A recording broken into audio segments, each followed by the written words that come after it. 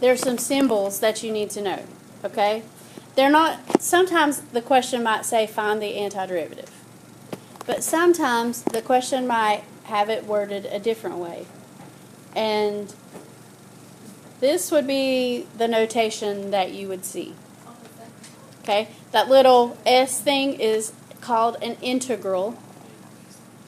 And if the question is asking you to find the integral of something,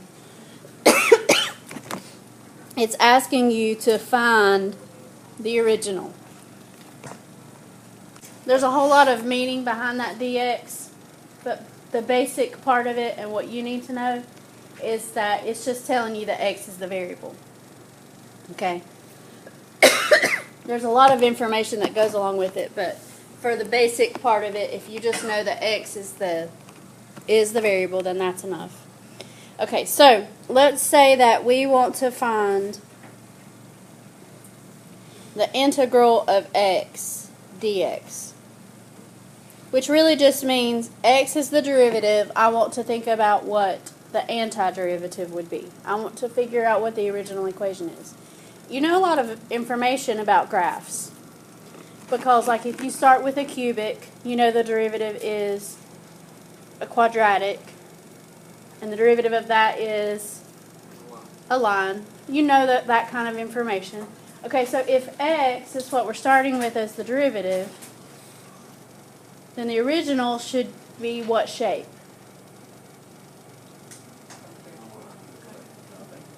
This is a line. So a parabola, right? So I know that there should be an x squared in the answer. Do you agree? Okay, so what would the derivative, we're still just thinking about it. I'm going to give you a rule, but we're just going to think about it for a second. What would the derivative of x squared be? 2x. There's not a 2 here. So I have to think about what I would multiply x squared by that would make the 2 go away. 1/2. Okay, so now what's the derivative of 1/2 x squared? X. Okay, now what if the original equation had 1/2 x squared plus 3? What would the derivative be? X. What if the original equation was 1/2 x squared minus 100? Okay, whenever you find the antiderivative, there's actually lots of antiderivatives, because any number can be added to that and still the derivative would be the same. Because the derivative of c, which is a number, is 0. So when you're doing these, you always have to have this plus c, because it could be any constant added to it. Does that make sense? Any questions so far? I promise you we'll get to a rule, but I want you to look at a couple more just so that it makes sense. Okay, so here's another one. What if we have the integral of x to the third?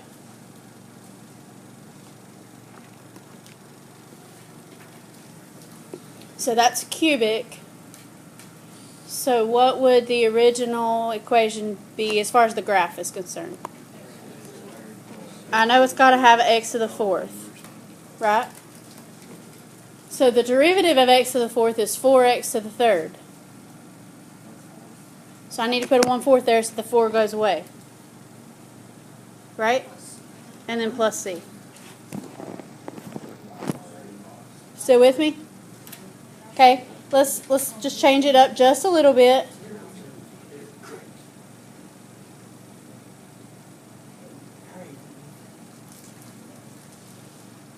I know that there's still an x to the fourth and a plus c. Do you agree?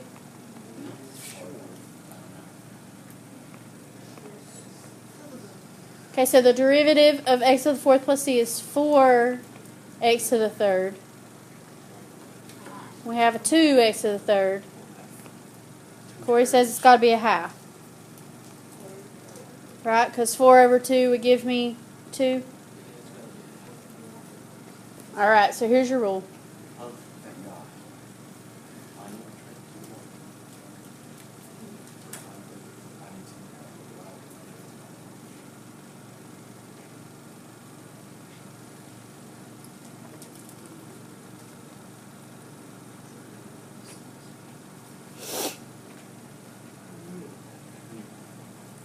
Okay, so what it says is, if you have something to a power, remember the power could be negative, the power could be a fraction, because this could be square roots, it could be things over x, then you add 1 to the power and you divide by it. Which makes sense if you look at the first 3 that we did, because that's pretty much what we did. We had to divide by the 4. We divided this 2 by the 4 to get the 1/2. You divide the 1 up there by 4 to get the 1/4. Does that make sense? Okay. There's a couple more rules. Wait, can you go back? Yes, I can.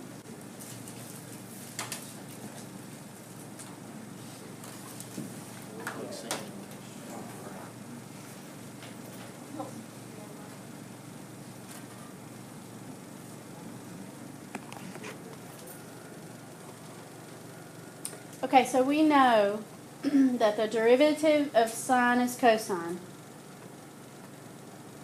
So if we go backwards, if the derivative of sine is cosine, so start with cosine, what would the antiderivative of cosine be? Sine. So this one is the backwards, the derivative of sine is cosine. That one's backwards of the derivative. That would make sense? Okay. We know that the derivative of cosine is negative sine.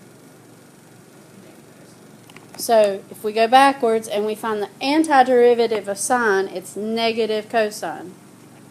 So these two are sort of backwards from the derivatives, but just got to have them memorized, okay? The last one, integral of 1 over x. Okay, you know, I just gave you the power rule, and I told you it works with negative exponents and fractions and all that. But just kind of think about this just a second. If that was x to the negative 1, and you added 1 to it,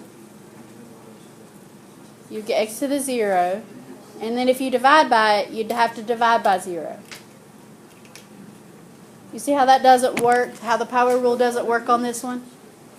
Okay, that means that the antiderivative here is something different. And you actually already know it. Yeah, it's the natural log of x, because the natural log of x, if you find the derivative of natural log of x, what's the derivative of natural log of x? 1 over x. So this is just a special one that you have to remember. It makes sense, but you can't do the power rule on it because of that 0. Okay, one more rule.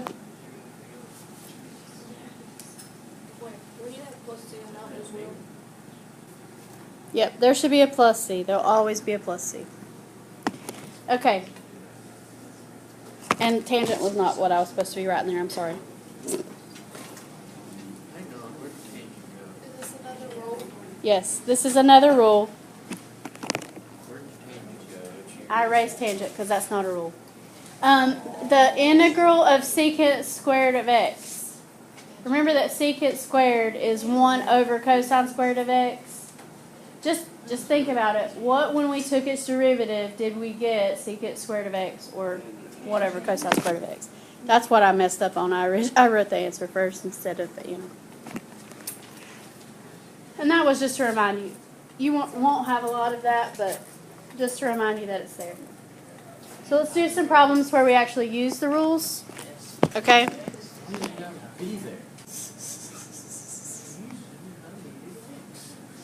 So 1 over x to the 3rd, and we want to find the integral or the antiderivative. Okay, remember when we did this with derivatives, a lot of times we had to rewrite them before that we could find the derivatives? Remember how we did that? We want to kind of do the same thing.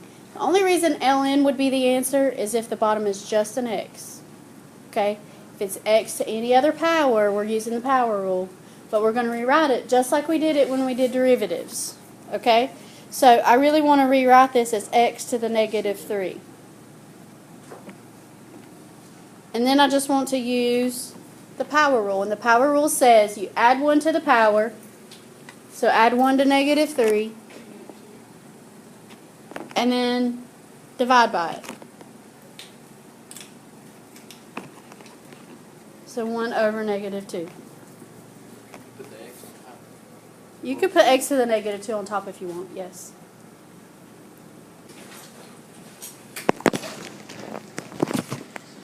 Okay. How does the n plus on 1 work? Is that what we're doing when we add 1? Yeah.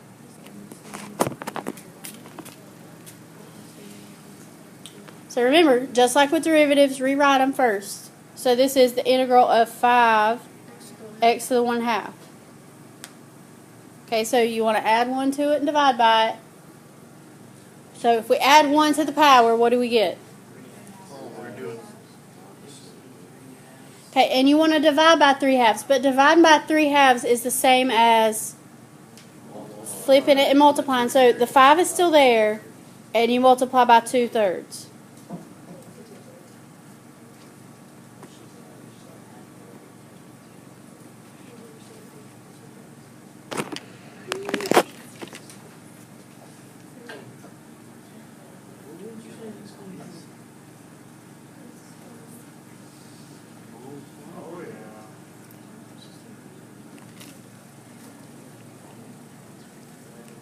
So just like with derivatives, you just do each part separately. Just like you would normally find the derivative of each part, well, we're finding the antiderivative of each part. Okay, so on the first one, we add 1 to the power, so we get 5. And then you divide by the 5, because that's the new power, so 3/5. On the next one, you add 1 to the power, so that would be x to the 3rd, and then you divide by the 3. On the next one, you add 1 to the power, so what's the new power? And then you divide by the 2.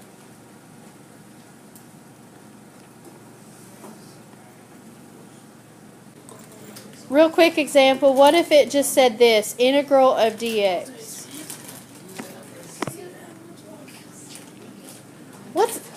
What number is there beside dx? 1?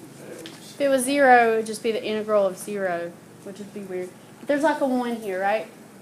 So what's the integral or antiderivative of 1? X. Just wanted to throw that one at you just so that you've seen it. Now, just like with derivatives, there are other types of equations that you do have to rewrite before you can solve. When we did this with derivatives, same kind of thing happened. You could, later on we learned that you could use the quotient rule when we found the derivatives. Well, there's not a backwards quotient rule for antiderivatives. So we really do have to rewrite these. If there's just a number on, or if there's just one monomial on the bottom, you can always rewrite them. Same thing is true if you have like the thing outside of a parenthesis, you can always rewrite it as well. Okay, so this one here, what I'm going to do is I'm going to divide everything by x, square root of x. So this has nothing to do with the antiderivatives. This is just me rewriting it so that it's something to a power. So then I can use my new power rule for antiderivatives. That is the same as x to the 1/2 plus x to the negative 1/2. Because now I need to find the antiderivative. Okay? So we're going to add 1 to the power. If I add 1 to the 1/2, I get 3/2. 1 over 3/2 is the same as flipping it and making it 2/3. Okay, and then I add 1 to the negative 1/2.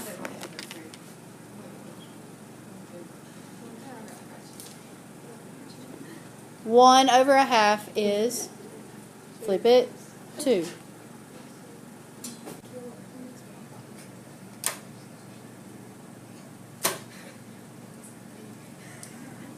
Okay, let's say we have this one.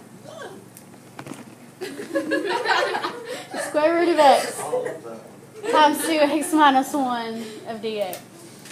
So on number 8, how we had to rewrite it, because it was dividing and we divided everything by it first. we're going to multiply everything by it first. So if you want to think of this as x to the 1/2, do it. Okay? And if I multiply x to the 1/2 times x, that's 1/2 plus 1. So this is 2x to the 3/2.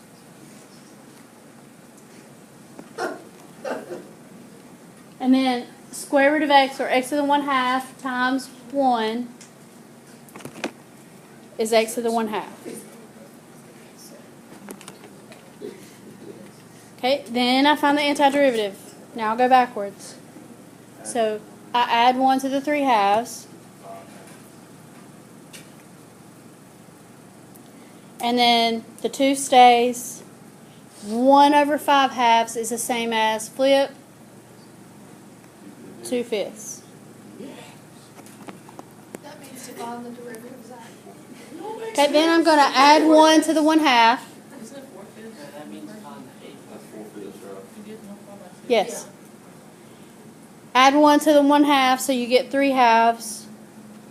1 over 3/2 is 2/3. So yes, that's 4/5. X to the 5/2 minus 2/3. X to the 3/2 plus C. Whoa. This went really fast. When you rewrite these should be, this one should be 2x to the negative 1/2. When you rewrite this one, it should be 1 plus 3x to the negative 2. Because you divide x squared and x squared, and then 3 over x squared. And then on the next one, when you rewrite it, it should be x to the 4/3 minus 4x to the 1/3. Plus C. So you should get on this one 4x to the 1/2 plus c. Okay, on the next one, you should get x. If you add 1 to negative 2, you get negative 1. If you divide by negative 1, that just means negative 3x to the negative 1. Is there no other if No, you don't get that. It is okay to put x on the bottom. No, that's not what we got. That's where they go. If you add 1 to 4/3, you get 7/3. 1 over 7/3 you flip and you get 3/7 x to the 4/3. 7/3, sorry. Okay, if you add 1 to the 1/3, you get 4/3. So I know that there's going to be an x to the 4/3. You're basically dividing by 4/3, which is times 3/4. So I think you get a 3. Plus c. There's not room for me to write plus c's there, but they're there. So besides using all the rules, okay, it is possible that they will give you an equation like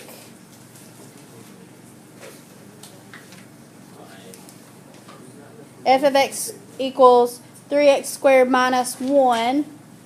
And then they might tell you a point that the original equation goes through. Sometimes they might call it the initial condition. Basically, that initial condition is just a point that the original equation goes through. And although they give you, they might write that as a big F or a little f, just know that this is the derivative. Okay? They're giving you the derivative. They're asking you to find the original equation, but they have also told you that the original equation goes through the point 2, 4. Okay? Wait, why is it not F? Sometimes they just write the notation very weird. So I'm just giving you a different notation so that you might see it a different way. When they give you an initial condition or a point that the original equation goes through, what that does is that helps us find C. Okay? I still do the same process that we've just been doing. We add C, and then we're going to use that 2, 4 at the very end to figure out what C actually is. Okay? So, I'm going to take the integral of 3x squared minus 1. What do you get?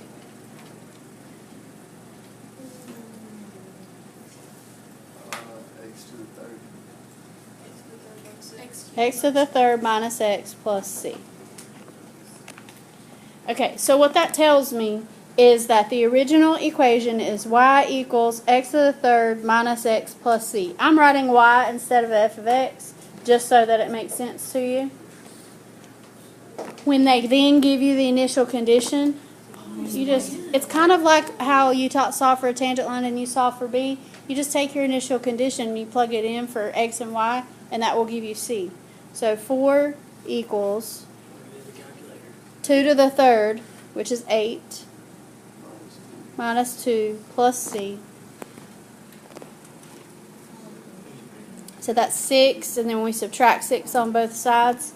So c is negative 2. So this particular original equation is x to the third minus x minus 2. So try this one. They've given you the derivative, which makes sense to us. And they've also given us an initial condition. They didn't write it in point form, but f of 1 equals 0 means that x is 1 and 0 is y. Okay, so solve it. So on this one, hopefully you get that big f of x or y equals negative 1 over x plus 1.